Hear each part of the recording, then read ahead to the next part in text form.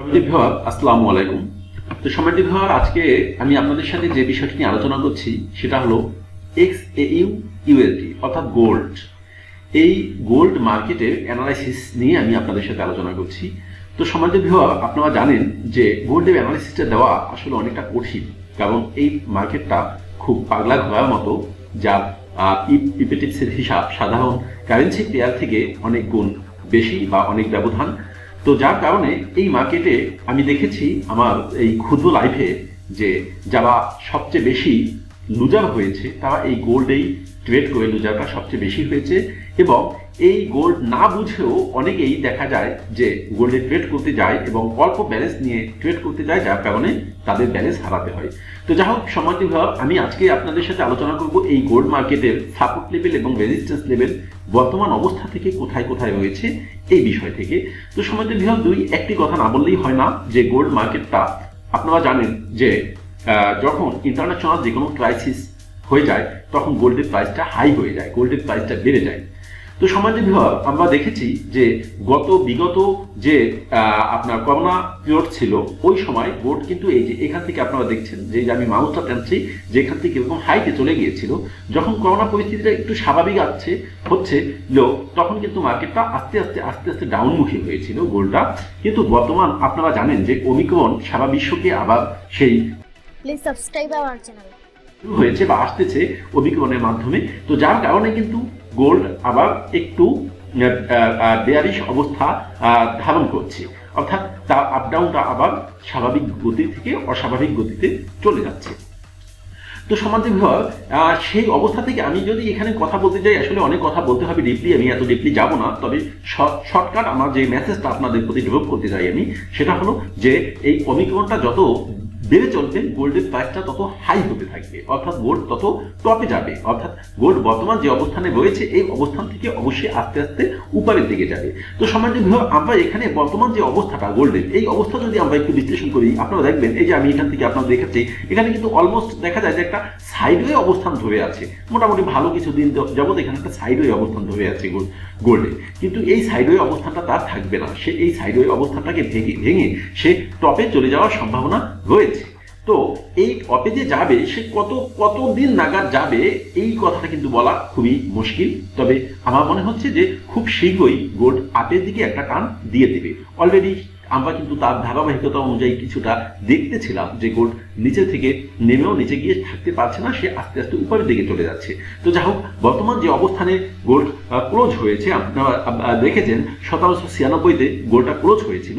এই গোল্ড যেখানে ক্লোজ হয়েছে তার এই জায়গা থেকে গোল্ডের সাপোর্ট লেভেল বা রেজিস্ট্যান্স লেভেল কোথায় আছে আমি এটা নিয়ে একটু আলোচনা করছি আপনাদের সাথে।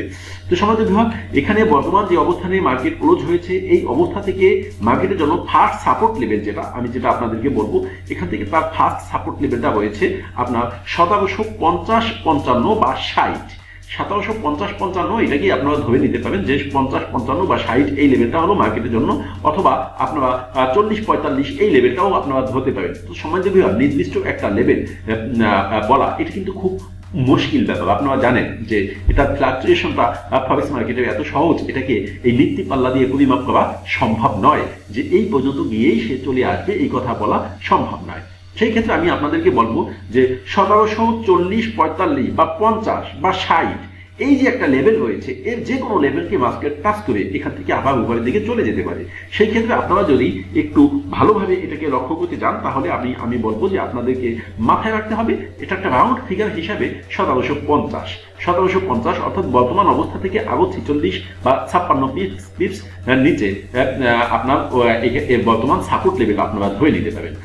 তো অথবা এখান থেকে বর্তমান অবস্থা থেকে তার আরো 50 পিপস নিচে তার একটা ফার্স্ট সাপোর্ট লেভেল রয়েছে।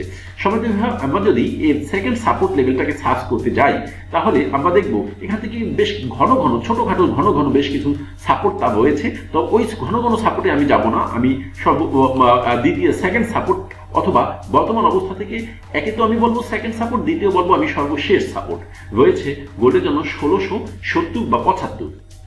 এই যে 1670 বা 75 এই লেভেলটা মার্কেটের জন্য অনেক চমৎকার একটা সাপোর্ট লেভেল, যেই সাপোর্ট লেভেলটাকে ভাঙা মার্কেটের জন্য সহজ হবে না। এবং আমার কাছে যে ব্যক্তিগতভাবে যেটা মনে হচ্ছে যে করোনা পিরিয়ড শেষ না হওয়া পর্যন্ত এই লেভেলটাকে মার্কেট নাও ভাঙতে পারে। আর আপনারা জানেন যে ফান্ডামেন্টাল বড় ধরনের নিউজের কারণে কখন কি ঘটে বা ঘটবে এই কথা তো বলা যায় না, সেটা হলো ব্যতিক্রম কেস।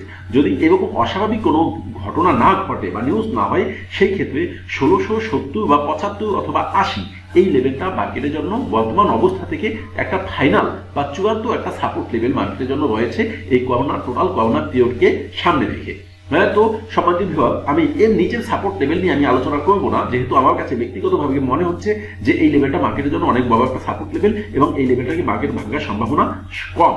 যদি এই লেভেলটা কোনো কারণে কখনো ভেঙে ফেলে, তা সেই ক্ষেত্রে আমি পুনরায় আপনাদের জন্য আর একটা ভিডিও মেক করে আমি আপনাদেরকে দেখিয়ে দেব যে পরবর্তী সাপোর্ট লেভেলগুলো তার কি কি হতে পারে। তো সম্মানিত ভিউয়ার, বর্তমান যে অবস্থানে রয়েছে মার্কেট, এই অবস্থান থেকে মার্কেটের রেজিস্ট্যান্স লেভেল কোথায় আছে আমরা এইটাকে একটু দেখি।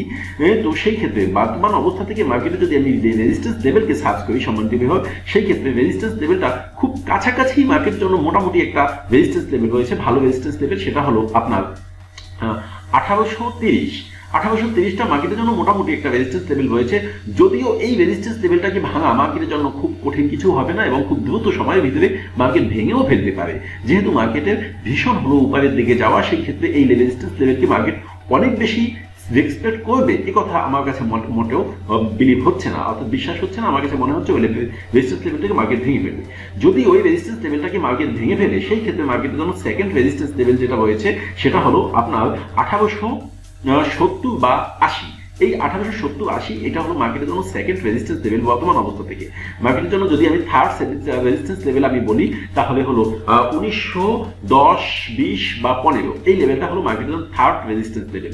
যদি এর উপরে মার্কেট চলে যায়, তাহলে মার্কেট আগামী ডিসেম্বর শেষ নাগাদ মার্কেট হয়তো 1960 বা 50 বা 60 পর্যন্ত মার্কেট যেতে পারে। এবং মার্কেটের উপরে যখন মার্কেট চলে যাবে, তখন আমার কাছে মনে হয় যে লেভেলগুলো ভাঙা তার জন্য খুব একটা কঠিন হবে না এবং দ্রুতভাবে লেভেলগুলো ভেঙে ফেলতেও পারে, যেহেতু মার্কেটের ফাইনাল ভীষণ হলো উপরের দিকে যাওয়া। আমি আপনাদেরকে একটু আগেই বলে দিলাম। তো সম্মানিত ভিউয়ার, যেই লেভেলগুলো আমি আপনাদেরকে বলেছি, আমার মনে হয় এই লেভেলগুলোকে যদি আপনারা মাথায় রেখে আপনারা ট্রেড করেন, তাহলে আপনাদের মোটামুটি মার্কেটের গতিবিদটাকে বোঝাটা অনেক ক্ষেত্রে সহজ হবে বলে আমি মনে করি। আর যারা মোটামুটি এর থেকে অ্যাডভান্স লেভেলে অনেক বেশি ঘাটাঘাটনি করে ট্রেড করেন, বিভিন্ন সাইটকে ঘাটাঘাটনি করে, তাদের প্রতি আমি সহজেই বলবো সেলুট।